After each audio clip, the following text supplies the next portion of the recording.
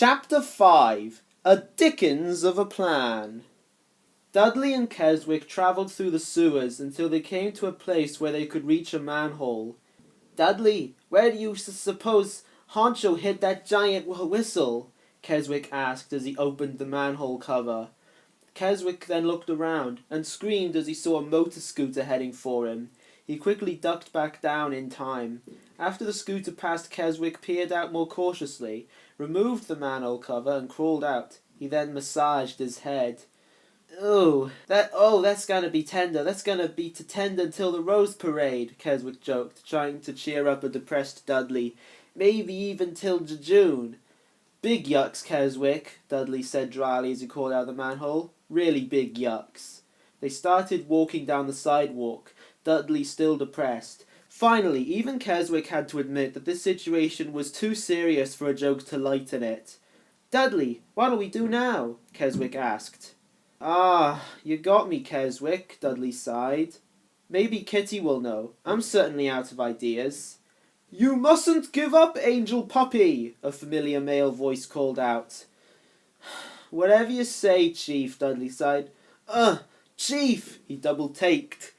Dudley and Keswick headed for a window. Chief often used his powers to appear to his angels in reflective services, since it was a faster and safer way of communication than even phones. This time he was in a giant ornament that decorated a toy store window. "Oh goody, we could use your help," Keswick smiled. "I have an urgent angelic mission for you both, and Angel Kitty too," Chief said. "You must stop Honcho's evil plot. This affects thousands of families, so goofing off is not an option." He gave Dudley a stern look. "Chief, for once, you don't have to tell me twice," Dudley said. "That's right, Dudley. No one messes with kids while we're around," Keswick said determinedly. "Now, I've left you something to help with your assignment." Chief gestured towards a nearby tree. "It will provide you with enough magic to devise a major plan." There was something shiny hanging from the tree by a thread. It was bright gold, shaped like a star, and had wings on it. Even though all secret angels had special abilities, Chief was the only one who actually had magical powers. Both he and Honcho had been studying magic since they were young lads. But while Chief planned to use his powers to help others, Honcho only wanted to gain power through his. This caused him to become evil and hate all things good, like Christmas. "A miracle angel pin! Great!" Dudley grinned, taking the winged pin. "We'll find that big whistle in no time." "Sorry, Dudley, but there's only so much my magic can do," Chief said. "This pin won't locate the whistle. However, it will help you find a way to foil Honcho's plan. So think, guys. Think. It's up to you to save Christmas." His image on the ornament disappeared. Dudley thought for a moment. Keswick stayed out of the thinking. He was more into science-related problems, and this situation required more imagination than intellect. Not that Keswick was lacking in imagination, but Dudley was more experienced when it came to using it. "I dunno," Dudley finally came up with something. "You think we could turn Snaptrap into a good guy?" "Good guy? Huh! Don't make me laugh," Keswick scoffed. "That rat is a total Scrooge." "Keswick, baby, that's brilliant," Dudley smiled. "It is?" Keswick didn't get it. "Yeah, we're gonna run a scam on old Snaptrap," Dudley grinned. "A Dickens of a scam." "Dickens?" Keswick still didn't get it. "You know, that English guy who wrote A Christmas Carol, right?" Keswick got it. "Well, remember how those three ghosts came to visit Scrooge?" Dudley picked up a discarded newspaper, put it on his head, and made a ghostly moan.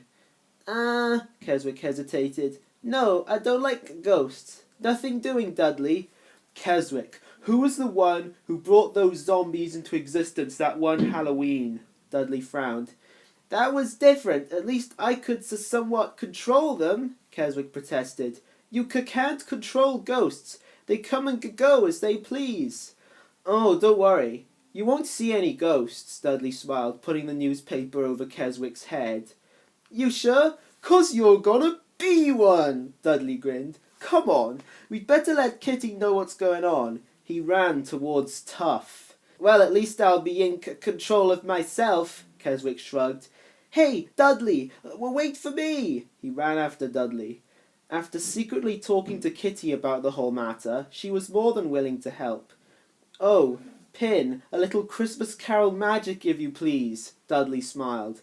A gold swirl surrounded Dudley, Keswick, and Kitty. They gave out startled sounds as the magic made them disappear in an electrical flash. Then Kitty reappeared. "What just happened?" She frowned, confused. She then thought it over. "Maybe it's not my turn yet," she decided. Chapter 6. Childhood to Just Hood. Meanwhile, back at Doom, starting the chapter with meanwhile again, Snaptrap was in his bedroom, which he rarely got a chance to sleep in thanks to his mom being in a nearby bedroom, watching TV and eating popcorn. Larry walked towards Snaptrap's bed, frowning. "What do you want?" Snaptrap demanded. Larry didn't respond, so Snaptrap just scarfed down the rest of the popcorn. He then slurped up some soda. "Why are you in bed anyway?" Larry demanded. "Our big heist is at midnight." "I needs my beauty rest, so I'll look good," Snaptrap retorted. "Now beat it!" Snaptrap hit Larry with the empty popcorn bucket as he snapped that, causing Larry to fall into the hallway. Snaptrap then got up and slammed the door in Larry's face.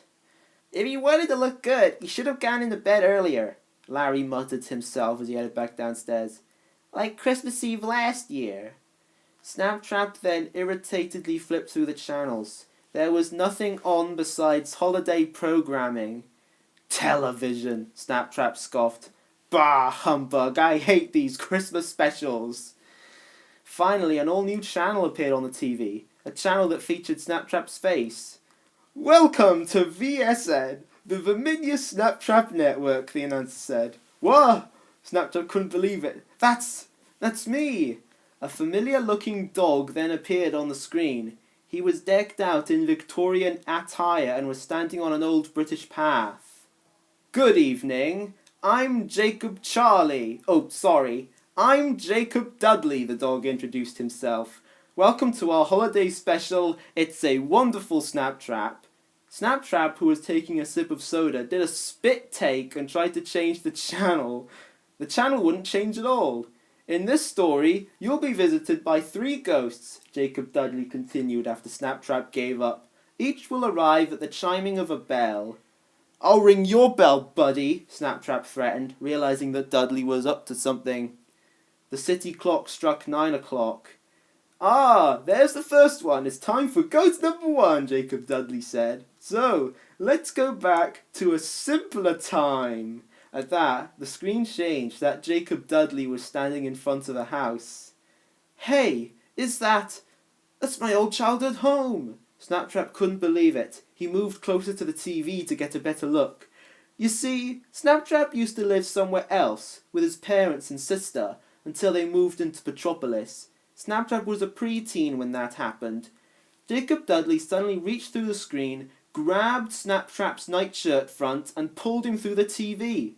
Snaptrap then fell out of a different TV and landed in a familiar-looking living room. "Hey, what gives?" Snaptrap looked around as he got up. Then a shadow fell over him, causing him to let out a startled cry. There was a ghostly figure with glowing eyes. However, when the figure turned the flashlight on, it was easy to see that it was just Keswick wearing a robe. The glowing eyes were really his glasses. Keswick made a ghostly moan for the fun of it, which was evidenced by his snigger. "Keswick? What's going on here?" "I am not Keswick. I am the ghost of Christmas past," Keswick said in a ghostly voice. Then his foot caught on the edge of a rug. "Who's really clumsy? Whoa!" He fell over. Snaptrap grabbed Keswick by the front of his robes. "Hey, you only meant to do that to the ghost of Christmas present." "Do I look like I was born yesterday?" Snaptrap glared. "Huh?" "No, but kinda close," Keswick replied before shining a flashlight on 2 familiar figures. It was a younger Snaptrap and a female rat playing a board game together. "Beverly?" Snaptrap rubbed his eyes. That's my sister." "And you, only smaller," Keswick added. "I didn't know you used to wear good glasses." "Switched to contacts when I was a teen," Snaptrap explained. I've been thinking of switching to contacts myself. Keswick nodded. It's hard finding a good pair of lab goggles that fit over glasses. Wait, so if that's Beverly? Snaptrap went closer to his sister. Beverly, it's me, Vermi. Oh, she can't hear you. This is the past, Keswick explained. You know, like a flashback Vermi? She gave me that nickname a long time ago, Snaptrap said nostalgically. Looks like you two were the best friends, Keswick noted. We were. Snaptrap just continued watching the scene. She was the only family member who really loved me. Mom never did. She preferred Beverly, and Dad wasn't much of a kid person in general. But Beverly, she was pretty much the only friend I had growing up. Snaptrap then started to sing. And basically, we'd have fun every day, Snaptrap finished with a sigh. Come, we have other places to see, Keswick said. But I want to watch me and Beverly play, Snaptrap protested. Too late! A snowy wind whirled around Snaptrap and didn't stop until he ended up in front of a different house. Keswick was already there. Hey, well, what kept ya? Keswick joked. Snaptrap just tossed some snow in Keswick's face. He then looked at the house. Hey, I remember this house. Snaptrap went towards the front door. My sister moved here after college. Keswick caught up with Snaptrap and they went through the door. It turns out, younger Snaptrap, Beverly, and their mom weren't the only ones there. A familiar-looking shrew was there too. Larry? Snaptrap frowned. Oh no. Well, what's wrong? Keswick asked. That was the Christmas Larry ruined my relationship with Beverly, Snaptrap glared. Beverly, past Larry, and Snaptrap's mom headed into the kitchen as past Snaptrap put the ornaments he had on the tree. Past Snaptrap then started looking in some boxes for more ornaments. Past Larry later came out and took the star that was supposed to go on top. He pushed the tall step ladder over to the tree and climbed up it. Past Snaptrap noticed this. Hey, putting the star on the tree is my job, Past Snaptrap protested. Well, Beverly asked me to do it this year, Past Larry shrugged. Liar, Past Snaptrap went over and snatched the star. Hey, Past Larry protested, grabbing the star. I'm telling the truth. Let go of my star, Past Snaptrap pulled. No, you let go, Past Larry pulled. They both played tug-of-war with the star, going around the room as they did so. Finally, Past Larry lost its grip and fell backwards onto the tree. The tree teetered and then fell over, causing a whole bunch of ornaments and lights to break. Beverly and Snaptrap's mom came outside. Are you guys all right? Oh no, what happened? Beverly gasped upon seeing the mess. It was Larry's fault. Past Snaptrap pointed a finger at younger Larry. He tried to take the star from me, but he lost his balance and hit the tree. That's not true. Snaptrap was just being greedy about a tree topper, Past Larry protested. Was not, Past Snaptrap snapped back. Oh, shut up, reject, Snaptrap's mom scolded. At that point, I expected Beverly to contradict the old hag's insult like she used to in the past, Snaptrap said to Keswick. He then sang again.